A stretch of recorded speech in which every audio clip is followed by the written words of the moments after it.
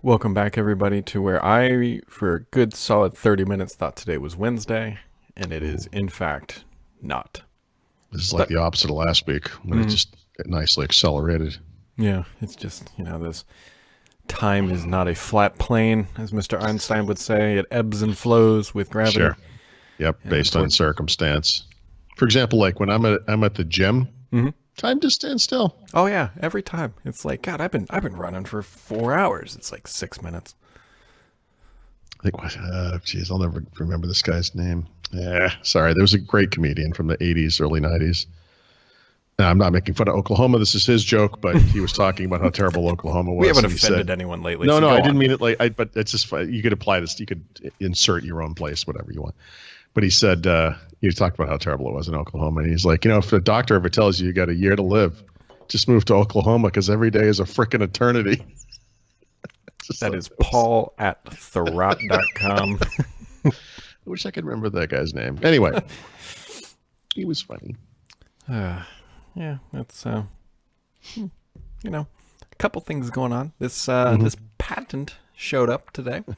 Well, it was actually filed last year, I believe, or maybe even a little earlier. It is, in fact, actually a Surface branded pin cushion where you can just put all the needles right into You can stick your Cortana's eyeballs. Surface pens in there. Yeah. But this is like if you've read my book, which hopefully you have, I mentioned an ambient surface computing device, and this is it. This is the device that was being actively worked on when I was writing the book. Here's the patent on it. So before anyone gets too excited about this is as a Surface device. This is going to be business related, Teams related. This isn't like a Cortana speaker for the home. No, I think this is more of like a productivity based thing. I think we're going to see if this thing shows up in October, which again, I don't think it's outside the brand. I think Microsoft's just consumer hardware brand is Surface other than Xbox. So that's how they're going to start branding stuff, which is a little wonky because it kind of maybe breaks away from that premium aspect. But it's highly recognizable. I don't blame them. I understand it. I think this is going to be more of like your kind of companion device, if you will, kind of a nice speaker to go along with Teams, which candidly I might, for like our Skype calls that I use with all of our team, like I could see that being just fine. So Yep. We'll Well, see. I mean, eventually we'll have to. Well, I guess we don't have to, but it seems like eventually we're going to have to try Teams again. We tried it very early on. When they introduce Skype Federation into Teams. Yeah, well, that will do it. Yeah. I mean that's what stopped us last time is that we had to have Teams and Skype open. Right. It was the stupidest thing, and I don't remember the details. But in addition to that, just the obviousness, we all have Skype. We're already using Skype, so everyone has Skype contacts, etc. Yeah, because of course at our company we have to have yet another way to communicate with each other for some reason. There were missing features too, right? Like at the time it was like you couldn't converse and see the text at the same time. It was like what I'm sure. Oh no, the biggest one, which they've fixed, is you couldn't switch your webcam and microphone until you were in a a conversation. call, which that's right. Oh, it's just granted, unbelievable. sounds it's like seriously, you're designing a chat app. Have you never used a chat app? I mean, you have to assume most of those people are at least familiar with Skype, maybe worked on Skype, maybe talked to someone who's used Skype. I don't know, something. Yeah, that was crazy. Anyway, I'm sure that's all fixed. It is. It's all fixed. Anyway, so if you're holding out for that, there's this thing coming. It looks a little bit like the new Apple headquarters, don't you think? No? Maybe. A little smaller.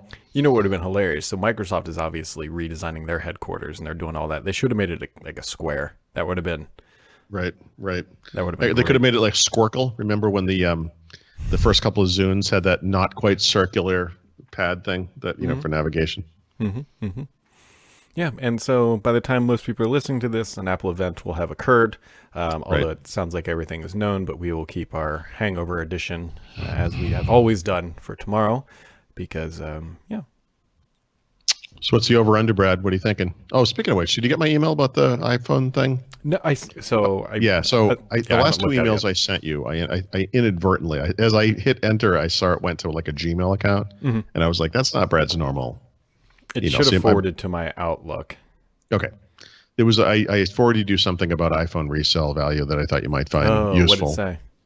No, it just gave a list of all the different places you can go and what the various prices were and everything. I thought it might be helpful, if you're going to trade something in.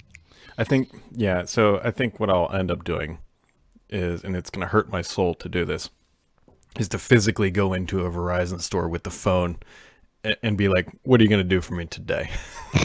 The guy's going to be like, "Next."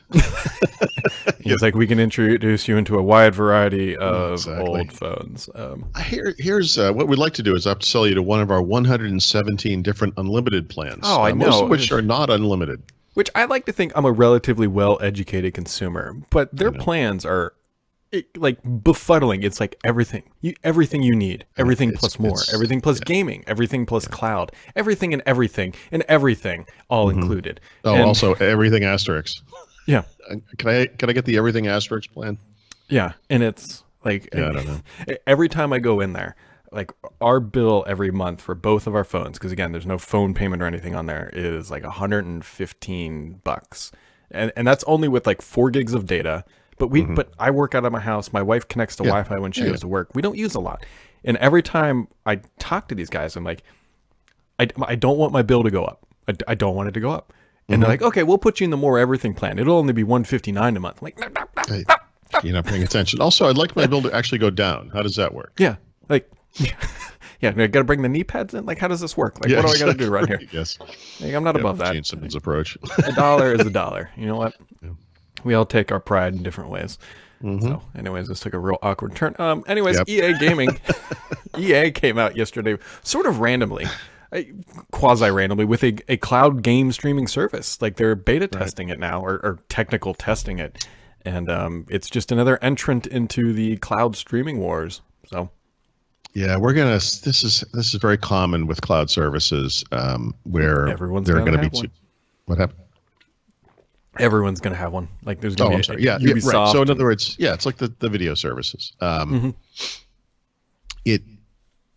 There's just going to be too many, and then eventually, hopefully, they will consolidate. But this is new, so who knows? I mean, we might end up with 117 different choices. Yeah, it's going to be the same thing. There's going to be a whole bunch, and then they're going to get consolidated. The real winner, which interestingly enough, it looks like EA built their own streaming platform because they said it works on AWS, but also the public cloud, which means it's not Google service and it's also not Microsoft service because they're going to be locked into their own cloud. So EA has built their own thing, which honestly might be the most enticing for a white label product if they were going to go license it, because it's like, hey, don't get tied into a cloud, use whatever. But yeah, I mean, I wonder, one of the benefits of this thing, obviously, if you play whatever the EA games, I know they have various sports games or whatever. I think they do Battlefield too, don't they? If you're a fan of whatever those games are, and I hopefully what happens is some kind of cross-platform deal, where you can, because otherwise you're kind of limited, I think, on the audience, unless cross-plat play is part of it. So we'll see, but I don't know. I don't know. A game studio service is not very interesting to me, generally speaking. I mean, it's whatever. No, I mean, a Call of Duty online would be fantastic. I would embrace that immediately, obviously. But I mean, no, but I mean, typically speaking, I mean, that kind of thing. Yeah, you want a broad selection, of course. If you think about it, though, cloud streaming is like the best thing ever for EA, because when they put a game on an Xbox or PlayStation, they have to pay a royalty for that, right? Now, granted, on a PC they don't, but it's kind of, if you don't need a console anymore. I wonder, what's going to be interesting too is to see how a company like Roku plays into this, because they can start pitching their little boxes as like, hey, come here, play Stadia, play xCloud, play EA, all on our little box. I wonder about that kind of thing, actually. I use a Roku regularly. I will say, for whatever it's worth, like the Apple TV performs better. And, there's some Apple things about it that I kind of like. Like there are no ads anywhere, unless you consider Apple putting its own apps all over the place ads. But, Roku is very ad heavy. The interface is kind of slow. Yeah. And I don't know anything about the underlying hardware or how you program for that or whatever, but it seems like creating I don't know what you want to call it, like a pro or gaming focused Roku would be really, really smart. And, with all this stuff happening, maybe this is the time. So I told Paul a little bit about this right before here, but I had sort of one of these like technology vocabulary inflicted or penetrated the wrong part of my brain. So we're getting windows replaced on our house, and I told the guy I don't like the size of the bezels on my current windows, and he's like, "The what?"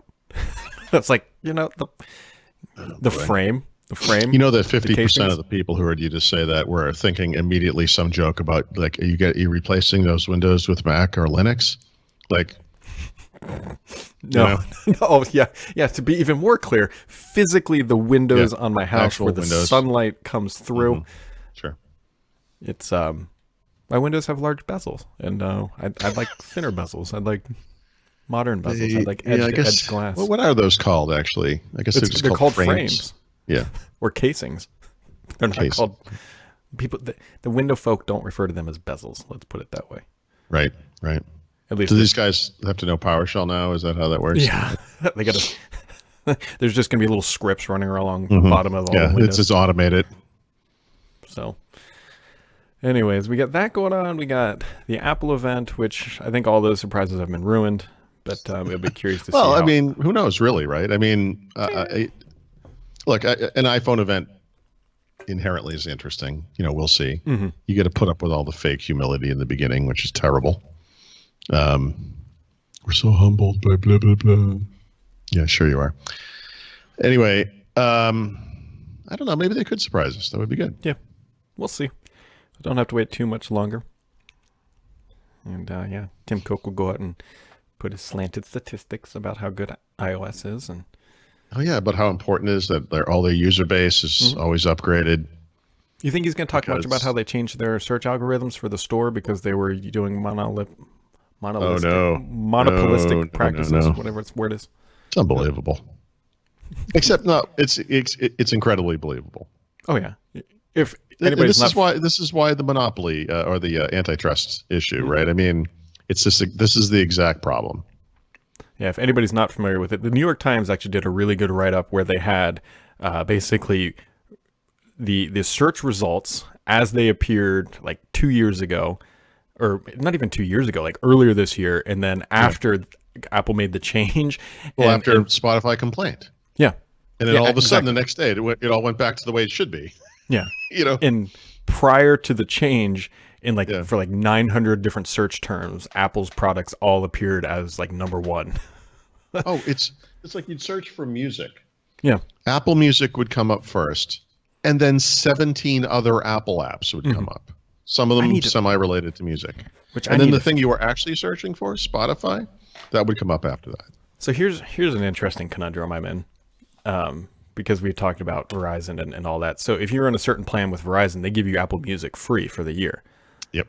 Which, that's $10 a month. That's certainly worth something.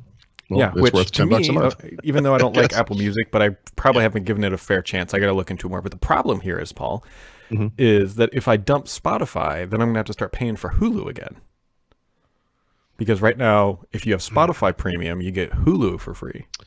Well, not necessarily, because you're probably going to be getting some Disney thing. And that will come with some Hulu thing, probably, depending on how you do it. But, Yeah. So I don't think there's any benefit. I don't know. I don't look at this very often because, it's painful when you do it. But there must be migration utilities where you can pull. If you make playlists, I don't know how you listen to music, but it doesn't even matter. You don't even. So it doesn't matter.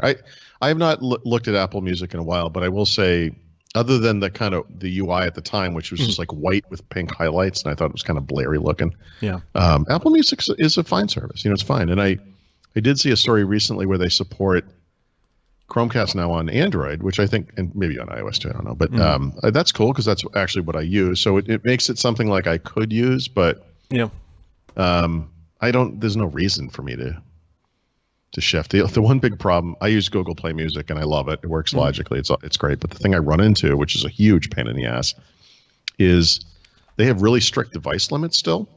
Oh, really? And they only let you remove 4 devices a year. And every device I get, comes with the thing on there. So just opening the app takes away a device slot. And you only have 5 of them, I think, for phones. So of course, with all the devices I review, I constantly am bumping up against that limit. And what I want to do is listen to music, but also download music so I can listen to it offline on a plane. And every 6 months or 8 months, I have to get on the chat thing with Google and hat in hand and say, excuse me, sir, could I please have, could you put, and they explain to me what a great favor they're doing for me, how this one time they're going to, and it's like they just don't, if you look at the way Microsoft handles devices up in the cloud and your Microsoft account website, you can just add remove devices. It's where's the abuse? I mean, you could just say, look, you can only have 3 active devices at any given time. Cool. I only need 1, but I'm constantly, that's my only complaint. Yeah. So I don't know, maybe Apple Music is better at that. The more more you were talking about, it would be pretty hard for me to actually switch to Apple Music, I think. Biggest reason being, one, and I don't even know, this might work, but the Sonos integration with Spotify is perfect. It's absolutely perfect. It's not going to get any better. That's fine. And but let's get that. You're not going to get that in Apple Music, right? You'd have to. Potentially. I bet there's a workaround, but let's just pretend that it did work. Let's pretend that it did. Okay. Because Google Music does that too, by the way. Google Play Music. Yeah.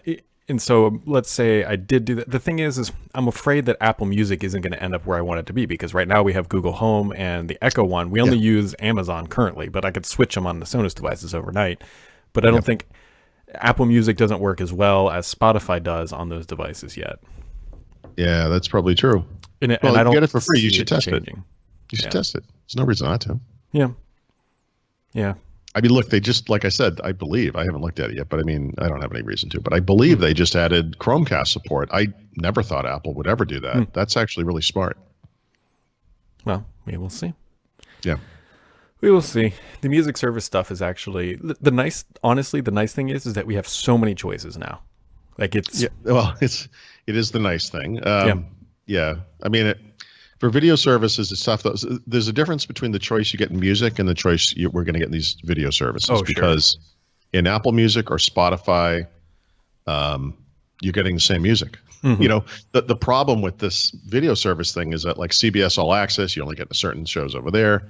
Or you talked about the video game stuff, like the EA games are going to be part of Xbox Game Pass or xCloud, or they're going to be part, maybe in some cases, maybe not in others. I mean, the choice is good.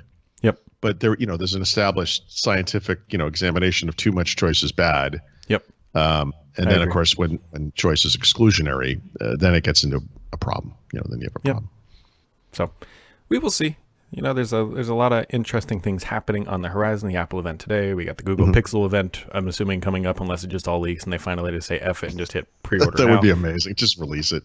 Just why not? I mean, it's like. Did you see the leaked ad? They actually going to have an astrophotography mode or whatever it's called, where it's literally designed to take pictures of stars in the Pixel 4. That's pretty cool. I've wanted sometimes to be, you get like a nice clear night and you just can't. You just get a picture of the black sky, Yeah, kind of cool. Or you take a picture of the moon and it's just completely blown out. Yeah, exactly. Right. It's just a white disk. Yeah. If you could actually accurately take a picture of the moon and see the little craters and things like you can with a really good digital camera, that'd be awesome. Yeah, I don't think Apple's going to be coming out and doing that. No, they're going to come out with, more portrait mode nonsense, and we'll see. Which portrait mode is still. Yep, it's still algorithmically challenged. I mean, it's fun to use, but it's not. It hasn't really changed much, right? It's like the Skype feature where you can blur the background. Every once in a while, like, oh, that looks pretty good, and then you move a little bit, you're like, oh, you're right, this thing sucks. Yeah, it's sometimes. Yeah, sometimes. So, all right, folks. Well, that wraps it up for today. It's going to be a busy day on all of the sites across the web. You can catch up on Thurrott.com for all the latest on the Apple news. We will be back tomorrow with our Hangover edition, where we digest whatever it is Tim Cook's vomit onto the stage. Such a gentleman. And a scholar.